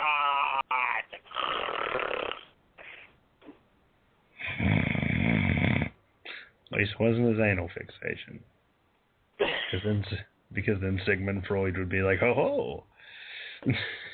Okay, this is one where, and I'm sorry I'm focusing so much on the lyrics here, but actually this was an album where I really, after a while, didn't have much to say about the instrumentals because they're so consistent. But the first verse is actually okay. But then when you get to a lyric where you're talking about come undone in nightly rhyming, and then the next line doesn't fucking rhyme. Maybe that was the joke. Absent sanctity is shifting gravities. What? See, I didn't pay attention to much of the lyrics when listening to this, because I tend to just listen for music and then go from there. Didn't this opening feel very Nightwishy? Tame the lion that's hiding the need to be free. Dive into ecstatic bliss, man. God. Your insignificance fading, a thumping sound impedes the daybreak is a waking chemical. You sure this wasn't? Sure, this wasn't on Ultimate Warrior's last speech. Oh God, we shouldn't joke about that awkwardly timed masterpiece. That was really weird. We're like, was this suicide? I mean, after that speech, that sounds really suicide-y. I think that the really funny thing is that I'm keeping kind of a crib sheet handy here, and the one I went to in particular for this song. Typos are not your friend. azlyrics.com. Forbidden fruit tastes better when it can numb the brand.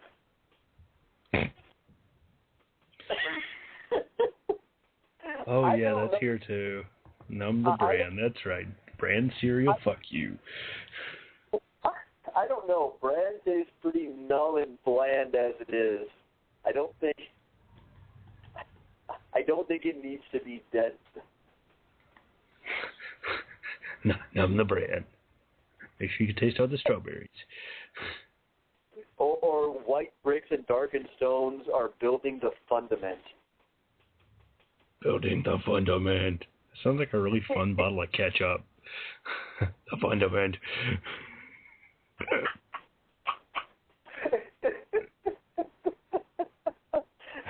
So, this one, it's a miss, I think, for being an actually well-written song. Although, again, great backing that's fun to listen to if you can find a way to actually kind of cut the vocals out. But, God, you don't want to think too hard about the lyrics.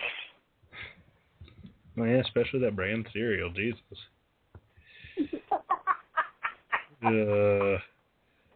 She has got some serious, deep-seated emotional issues about grape nuts. Well, yeah. Maybe it was like maybe that's gonna kill her dad. Maybe he choked on a grape nut or something. How do you choke on a grape nut?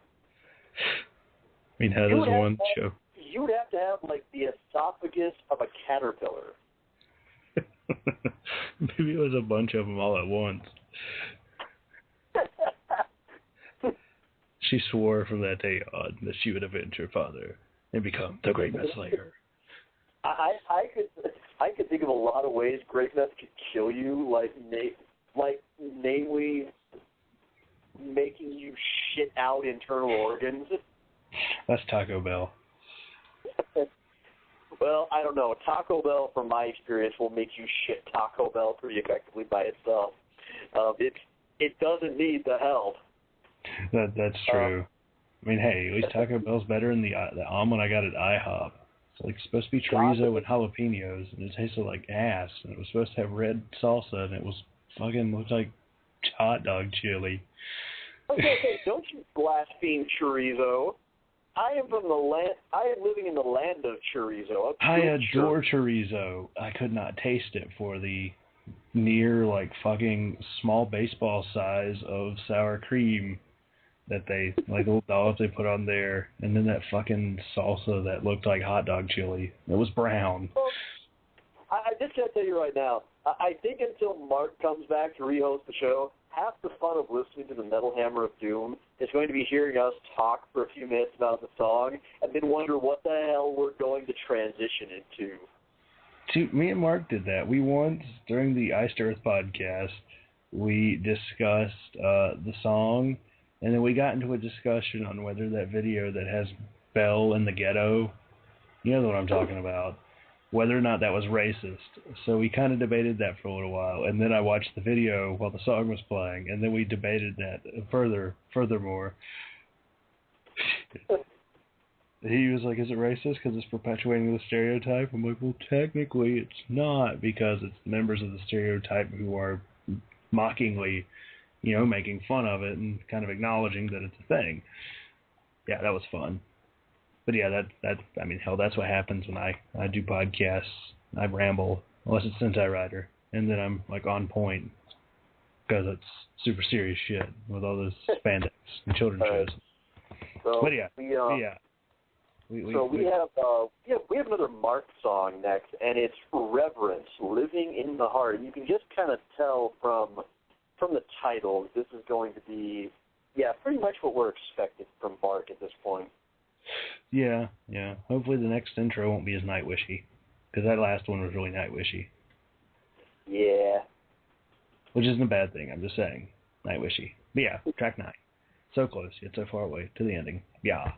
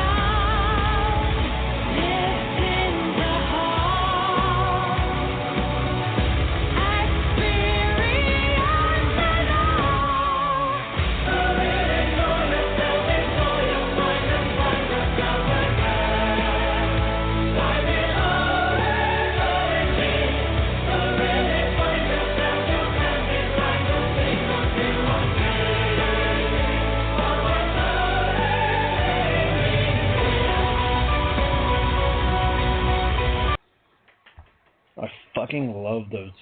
I fucking love the double bass. Oh. Mm-hmm. Right?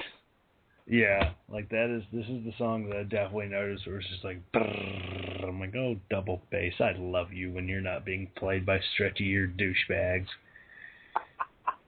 God, that is a trend I never understood. Maybe it makes me sound old, but I'm like, stretching your earlobes, 1, that looks painful, 2, I heard it stinks, and 3, that looks odd. I mean, this is coming from a man that wears a denim jacket for like half of the year because I look fucking cool, but I don't get it.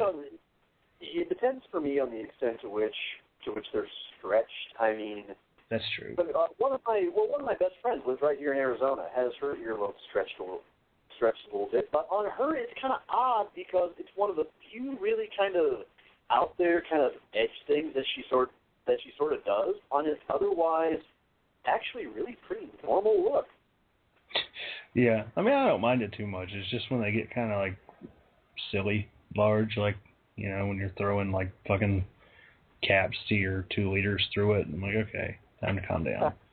Yeah, so I find it ironic that stuff like that and nose piercings and tattoos are really edgy, yet really everybody's doing it.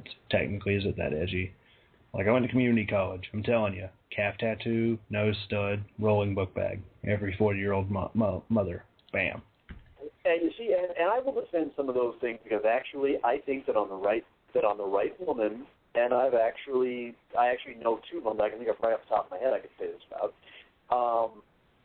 For some reason, I actually find a little nose stud, not like a full-on nose ring, but just like a little shiny stud, to be actually incredibly attractive. Tattoos, okay, it depends on what you're getting. If you're getting one just for the sake of getting one, no, I'm not sure how I feel about that. But on the other hand, if you're getting something because it's got a real deep-seated meaning to you, like the kind that you're getting it for you and not to necessarily show off for anybody else, okay, more power to them. But if you're one of those guys who gets, say, the tribal-looking bicep tattoos, yeah, and it's very clear from looking at you that there's very little tribal heritage in fucking Omaha, Nebraska, or you're one of those people who just are actually, well, not to sound too sexist here, but women are a little worse about the guys, but the random kanji, guys, stop. Yeah. Please. There's only one person is allowed to have tribal tattoos. That's Tyson Tomko.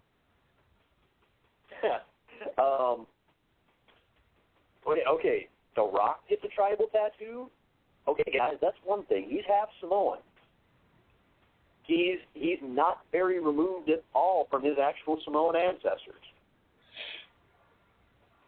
Oh, yeah. So, you know, he's got an excuse.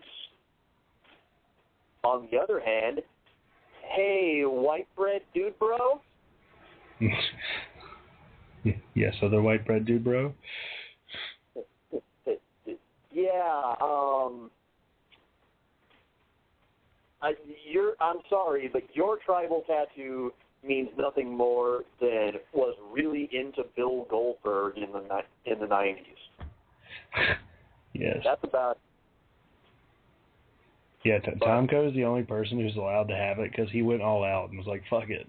All the back, all the shoulders, and the chest. Right. But anyway, hey, what? This time we actually reversed it. We actually went for non sequitur before we got to the song. Yeah, well, hell, there's sometimes we do that. Mark's just like, yep, next song. I mean, no, keeping this one pretty brief. This one is good.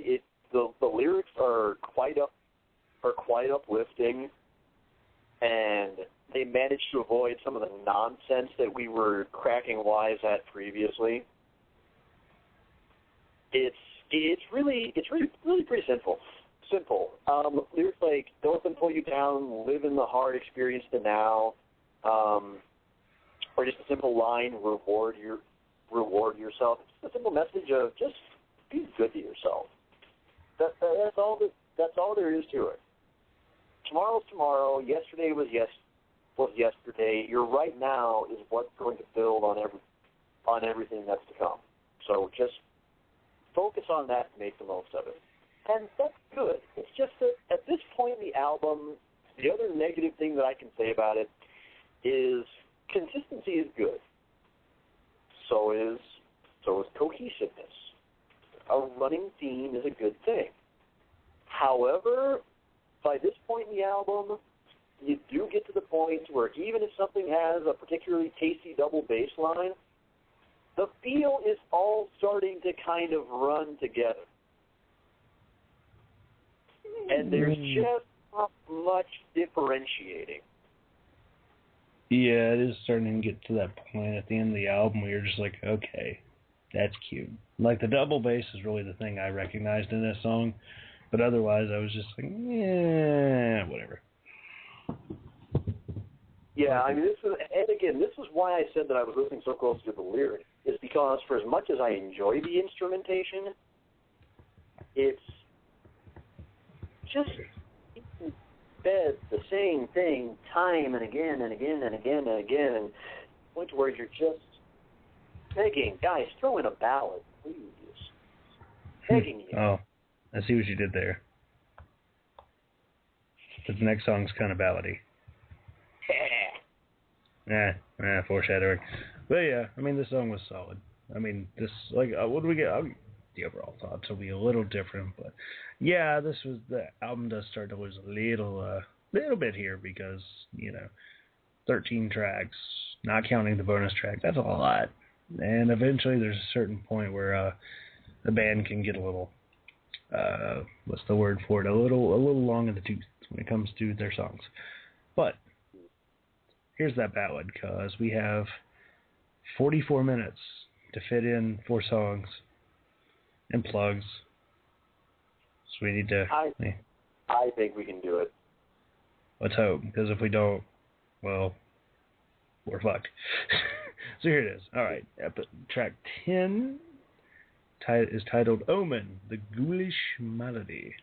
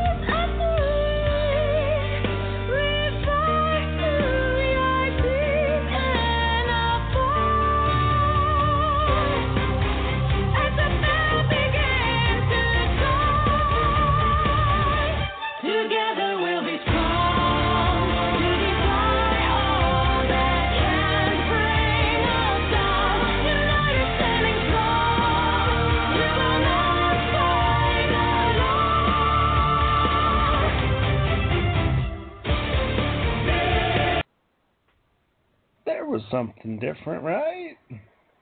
That definitely changed it up a little. That slowed it down just a touch. The same kind of uplifting lyrics as the last song, that sometimes when sometimes when you write, when there's nobody else around you that you can really depend on, the only friend that you've got, the only person you can definitely 100% trust is yourself, which, you know, good theme. Again, keeps the lyrics pretty basic.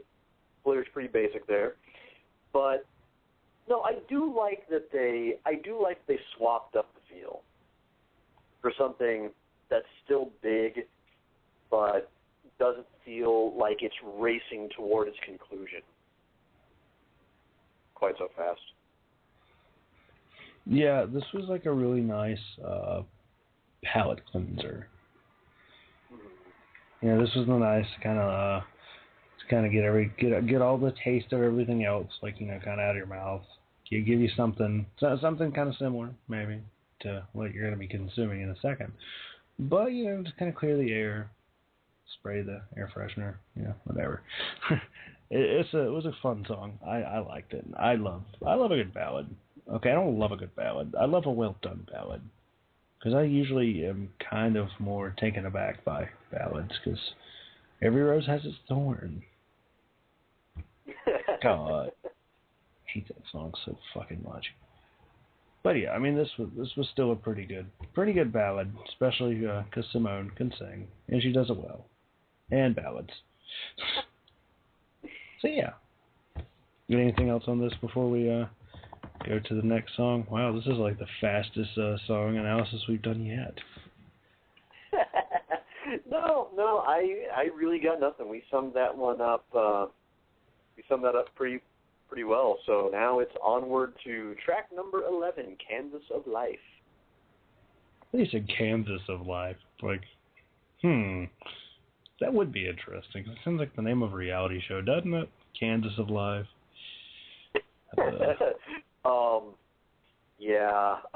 I speak from experience. Living in Kansas is barely living. See, I don't know how you do it. I couldn't do it. I mean, hell. Where I live I barely made it 8 months, and I have off and on had family try to encourage me, say, "No, well, if you're struggling for money, you can always move back home." Like, no. Bad dog. No. I am staying right here in the desert. Yes, the desert is good. It is my moment of, I ain't going back to jail. That's a good way to put it. All right, here's track 11, Canvas of Life.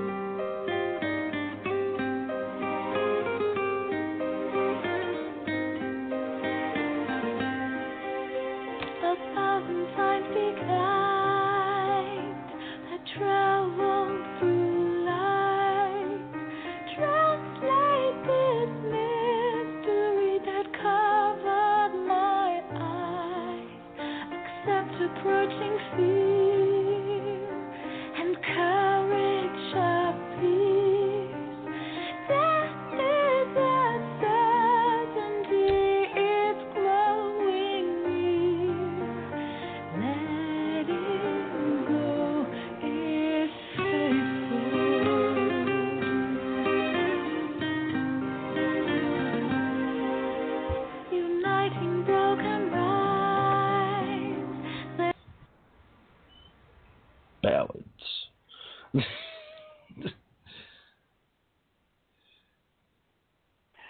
I liked it. You know, you spoke of palate cleansers. Okay, that is definitely a palate cleanser. I mean, it may not be everybody's cup of tea, but you got to admit, points for at least trying with that one. Oh, it was beautiful. I was just saying, like, oh, I thought the last one was the ballad.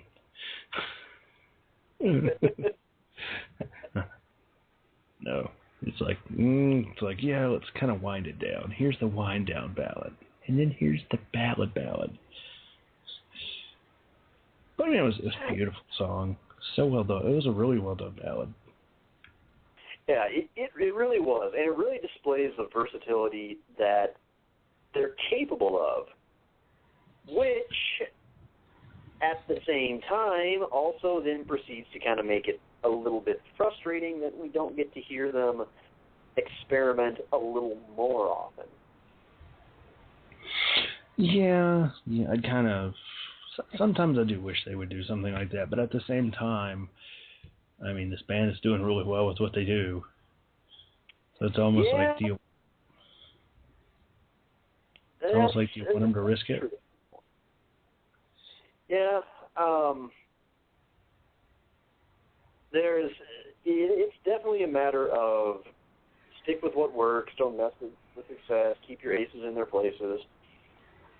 But at the same time, it does, and I can also see how it would also kind of, it makes it all the more refreshing and all the easier to appreciate on the rare occasions when they do really strip things down kind of like this. But it really is one of the more surprising highlights of the whole album. Yeah, it really is. It's a beautiful song. Which is, like I said, it's just kind of funny because I thought the melody,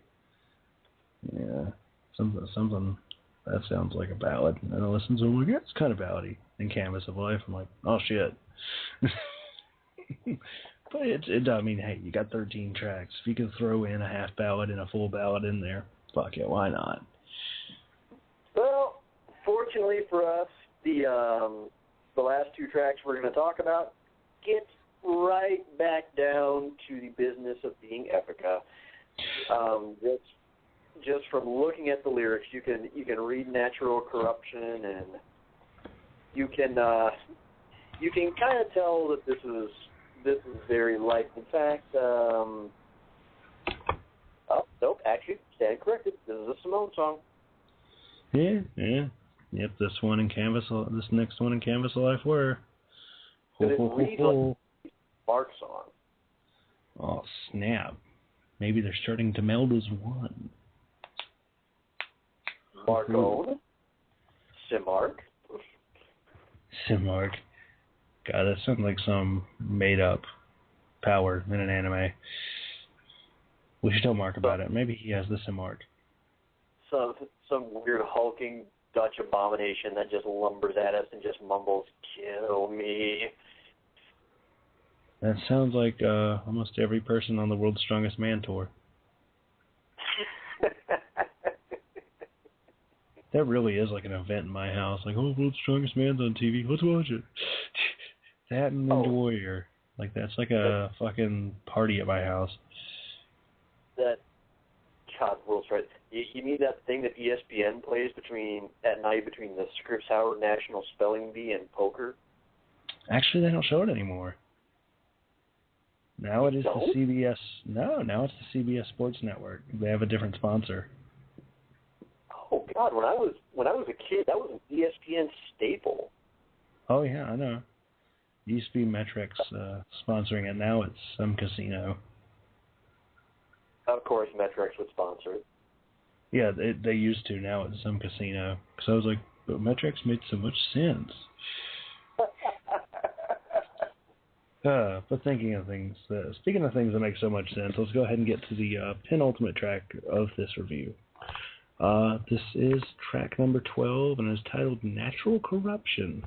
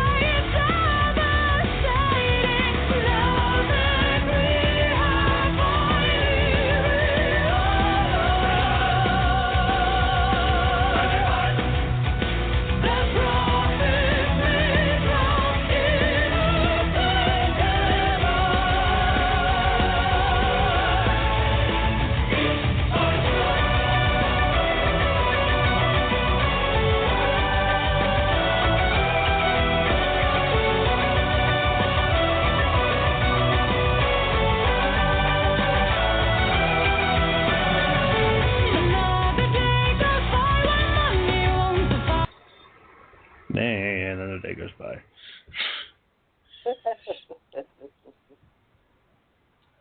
Yeah, that song is kind of the best of both worlds. You so get the best of both worlds. Of the two songwriters. But it's definitely another one where after the last song, you listen to it, you go, now it's back to sounding like Epica. Yeah. I love it. It's like Natural Corruption. I'm like, Natural Corruption of the last two songs? I don't know. Yeah, I was just reaching for that. But yeah, I mean, I actually really enjoyed this song, oddly enough. I guess because it has a fucking killer solo towards the end. And there's not a ton of, like, yeah. Yeah, we haven't given Epica solos nearly the credit they deserve. No, we haven't. Like, it's pretty fucking killer solo. And there's a few really good ones on this. Like, they don't throw them in every song, which is fine, because they don't need to. But, like, towards the ending of the song, I was just like, damn, that's awesome. Check. Yeah, that's definitely ending it on a high point and leaving you wanting more. Yeah, which is funny, because if you wanted more, that's the next track. Mm-hmm. Yeah. All the lessons of it. Yes. Yeah, so to wrap this up, because like I said, we've now at 30 minutes left, which, no rush. We can, hell, we could get one song and all of our plugs in 30 minutes. But yes, here is the finale to the somewhat conceptual album called of the Quantum Enigma. The Quantum Enigma, which is Kingdom of Heaven Part 2. Which makes me wonder, is this the sequel to the movie Kingdom of Heaven? I think I'm the only person that remembers that was a movie. Anyways, here it is.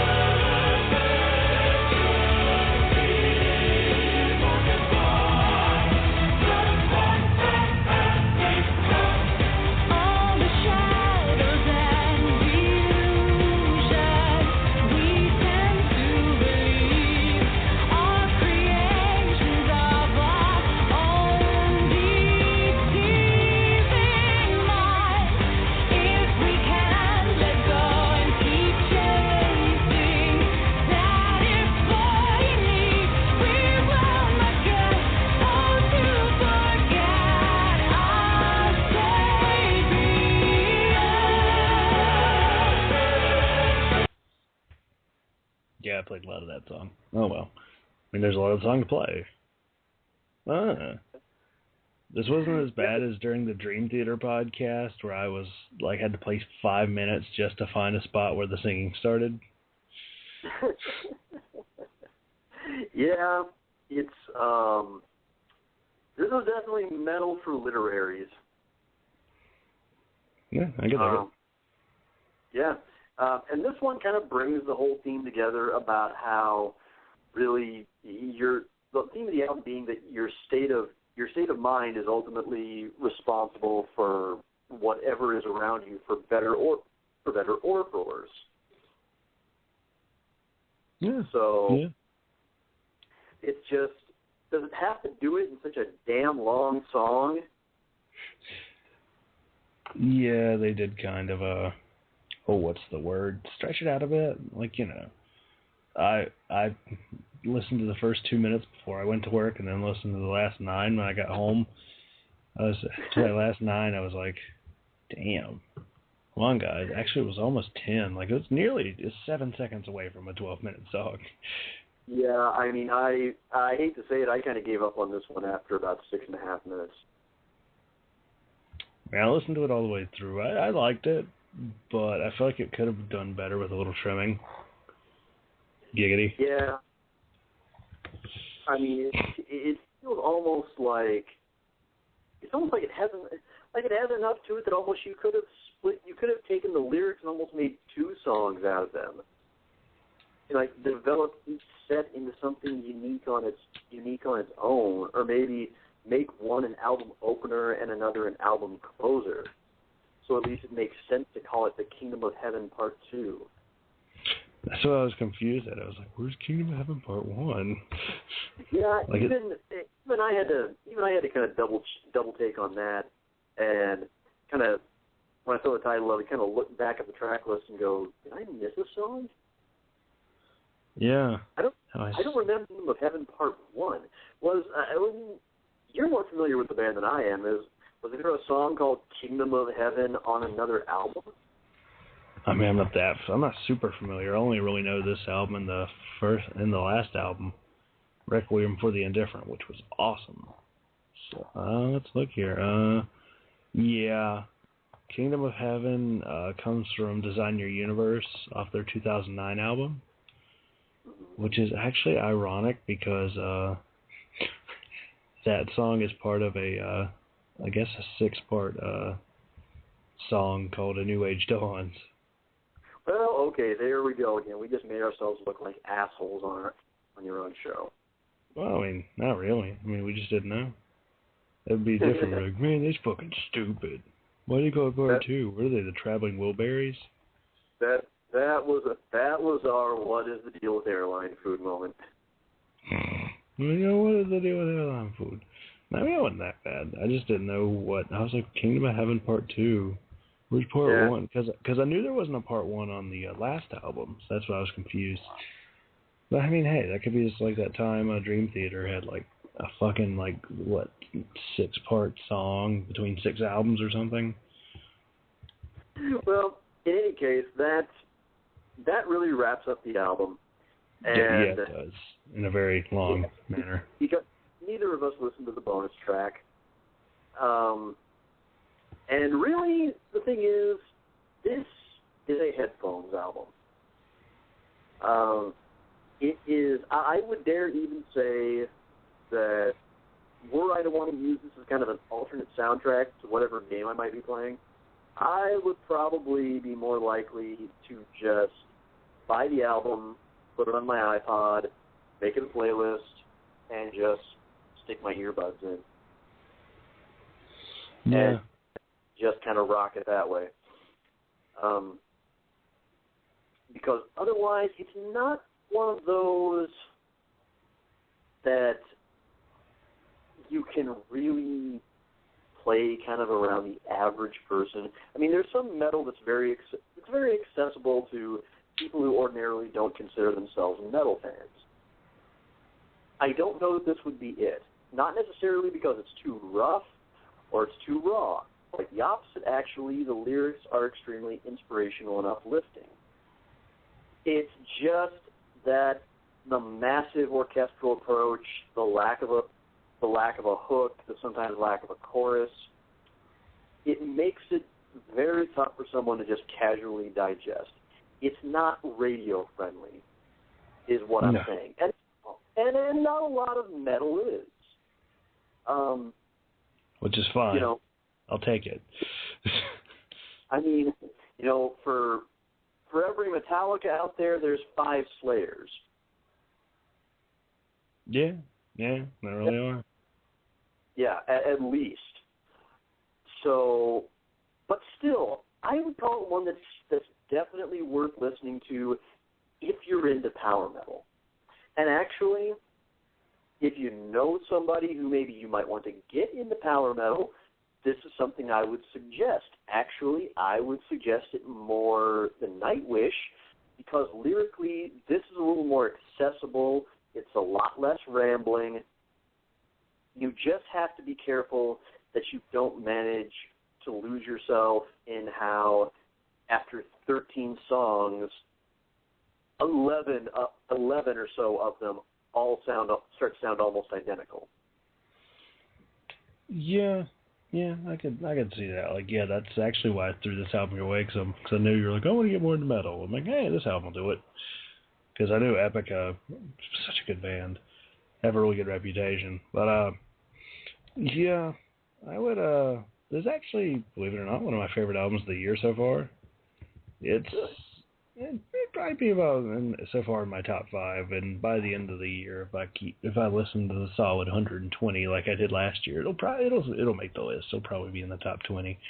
It is a very accessible album. It's a pretty easy to listen to album, really.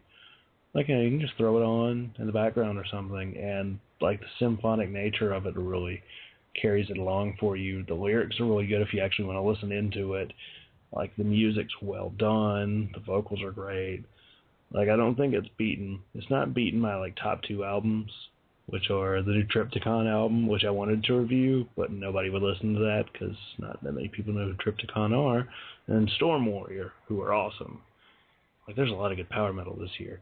Yeah, this album's great. I don't know if it's as good as their last album, Requiem for the Indifferent, but, I mean, they're both great albums. So, I mean, shit, if you love that album, go listen to their 2012 album. I feel like that one's a little better. Yeah, I think so. I really love that album. It was so good. But, yeah, it's really well done. It's very ironic that it took us almost a year, like a solid year to do one power metal album with Mark. And now we've done a full retrospective and another album with possibly more on the horizon until he gets back. Because really, there's just not much. I mean, there's some pretty good death metal that's coming out. Like Arch Enemy's got a new one coming out, but not been a whole ton of them like there were last year up to this point. Like, hell, last year, once we hit June, that's when all the stuff came out. But when we get to June, I know Mark wants to do Steel Panther, and I think he wants to do Scrooge McDuck. No, he wants to do Body Count, the new Body Count album. That's going to be fun. Oh, shit. That's going to be great. But, yeah, let's go ahead and get the plugs, because we got 15 minutes, and I know mine take up like 20. So, well, actually, I've got some work that I've got to get to for day/night/24/7 jobbing things.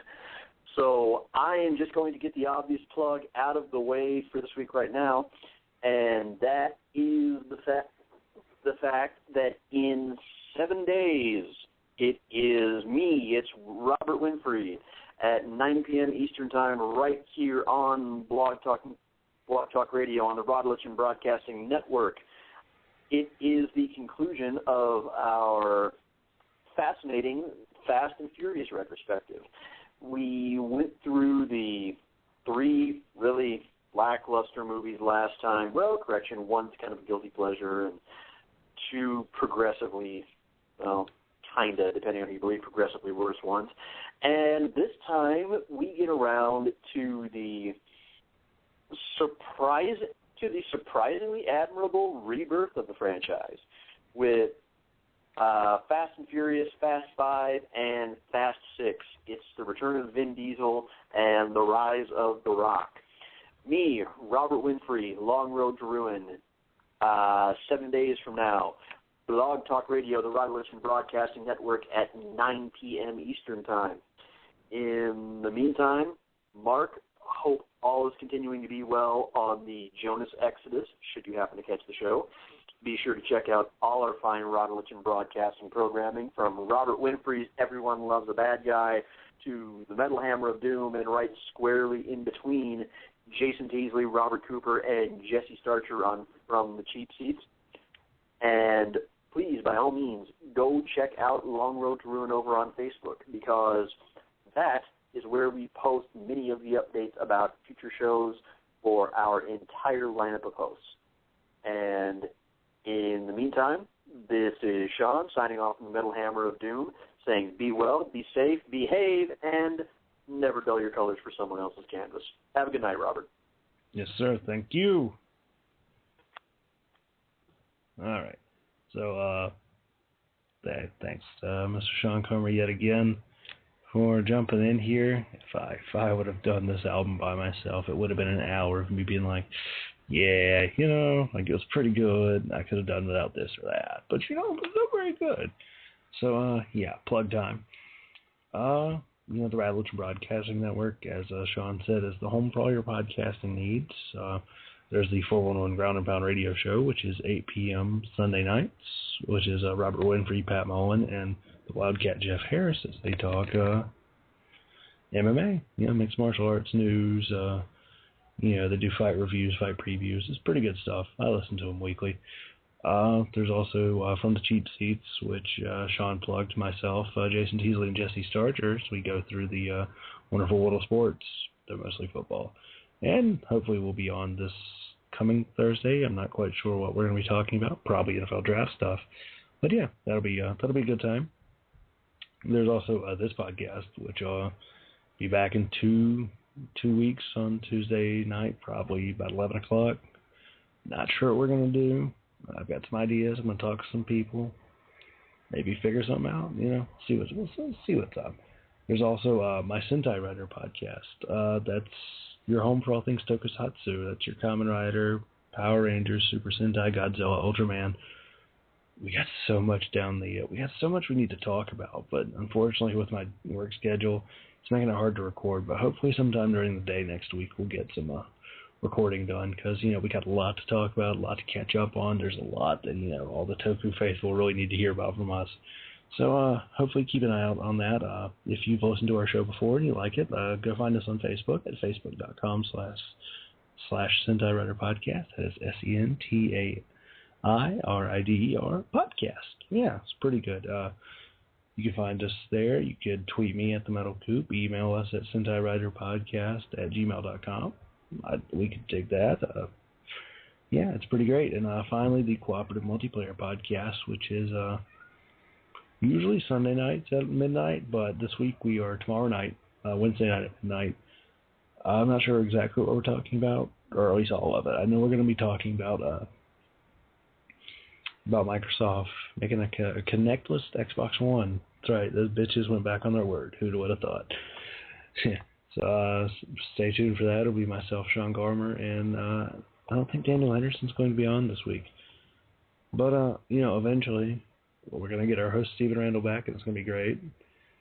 It's good to get a Canadian in the house, because without that, it's three Southerners, which is funny. I've noticed there's a lot of Southerners on podcasts I'm on. But anyways, that's all for those. And then finally, there's the 411mania.com. The Hammer of Doom News Report will hopefully be back sometime this month. I'm considering maybe some format changes.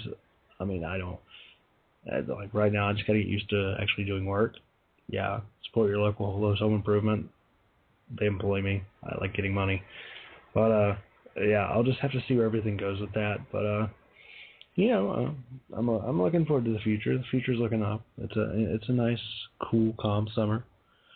Hopefully you're going to see some awesome movies, do a lot of podcasts, work, maybe get a date. Single ladies. Oh, God, that's cheesy. Anyways, I'll stop rambling. I'm sure somewhere Jesse Starcher has just timed my plugs to see how long it took me this time. But, I thank you everybody for listening to the Metal Hammer Doom. It means a lot to me when anybody listens to any work I'm on. Because, while I would do this for nothing, I don't like to do this for nothing, I like for, at least get some listener base, interact with you guys. So if you ever want to email me, it's themetalcoop@gmail.com. So if you ever feeling froggy, email me, tweet me. It's pretty great. But, in 2 weeks, not sure what we're doing. Maybe I'll talk to Pat Mullen, get a retrospective going, maybe do an album review. I don't know. See what's going on. But until that time, make sure you be well, be safe, behave, and keep the metal faith alive.